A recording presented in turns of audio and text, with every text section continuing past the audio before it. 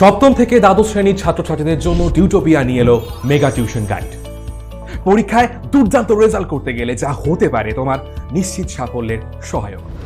পরীক্ষায় ভালো রেজাল্ট করতে গেলে প্রিপারেশন হতে হবে একেবারে সলিড, আর তার জন্য অনুসরণ করতে হবে যথাযথ স্টাডি ফ্লো। চলো এক ঝলকে দেখে নেওয়া যাক কি হওয়া উচিত তোমার স্টাডি ফ্লো, অর্থাৎ তুমি কিভাবে পড়লে সেই পড়াটা আর কখনো ভুলবে না, আর পরীক্ষায় ভালো নম্বরও পাবে। পড়ার ক্ষেত্রে প্রথমে দরকার কনসেপ্ট, অর্থাৎ বিষয় সম্পর্কে স্বচ্ছ ধারণা। প্রত্যেকটা সাবজেক্টের প্রত্যেকটা চ্যাপ্টার কারোর থেকে বুঝে নেওয়া, তারপর সেই বিষয় রিলেটেড প্রত্যেকটা ডাউটকে ক্লিয়ার করা।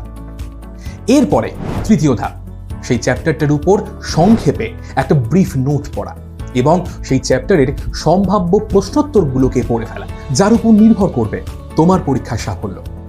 এরপর তোমার